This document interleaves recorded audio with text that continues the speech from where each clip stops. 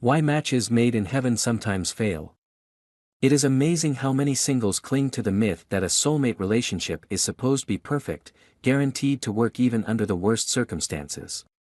After all, the fairy tale's promise of happily ever after should be engraved in stone when it comes to true soulmates.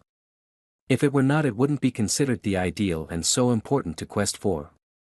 When soulmates drift apart because they fail to establish a bond after they meet, or the relationship crumbles because of irreconcilable differences later on, it is heartbreaking.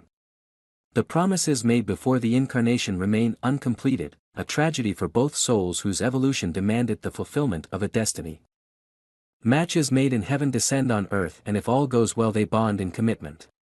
Many do, and their success at developing and holding on to the love between them is an example to everyone around them. But many soulmates never make it to the altar, and even some not past the introduction stage. Why? Perhaps, they are simply not ready. They lack the maturity to recognize the spiritual connection and how perfect their soulmate's qualities are in complementing their own. When physical attraction becomes more important than a heartfelt love and friendship, a man or woman may pass on the opportunity for a soulmate who seems more like an old friend, thinking that sexual attraction is a necessary ingredient to lasting love.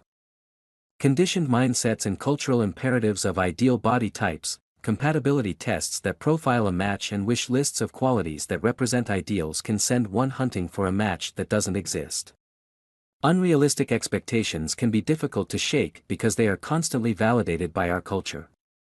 They become mindsets that drive desire and influence personal tastes in the mate selection process. Soulmate relationships can be very challenging. Growth is demanded in each life through a series of lessons that challenge the ego to surrender to love and to respect the commitment. Before the incarnation, a set of goals and preconditions were agreed on, some of which would be difficult to achieve even under the best circumstances. Abound with love and feeling the pressure to complete, two souls may have been overly optimistic when they drew up the plan for the lifetime.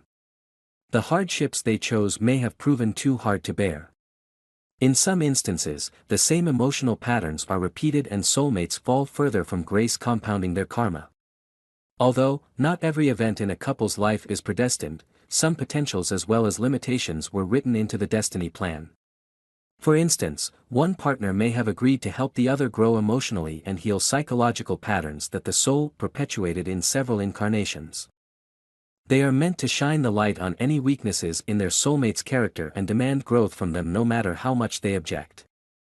Or one partner may be psychologically more mature and find it difficult relating to a mate living in the dark ages.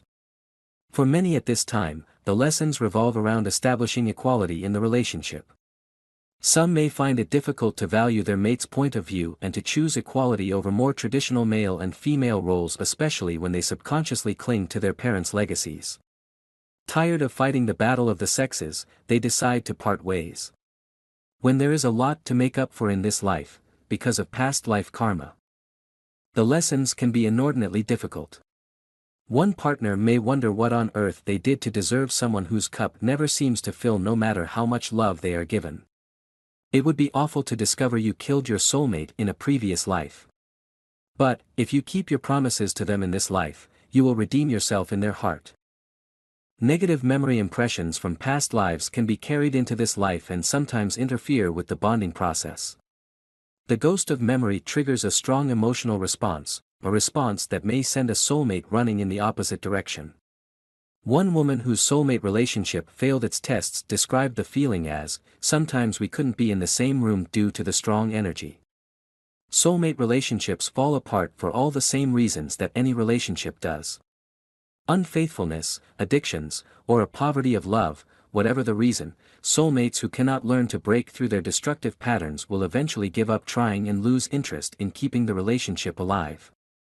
Some will find it unimaginable that their relationship is without hope and may find it especially hard to let go. A soulmate's tug at the heartstrings will make some men and women put up with abusive patterns far too long. Sometimes it is necessary to leave the relationship to redeem it.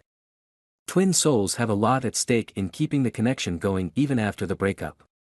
They may dream of each other at night and connect psychically from time to time. They may even imagine a time in the future when they will reunite. In fact, it does happen that soulmates are offered a second chance.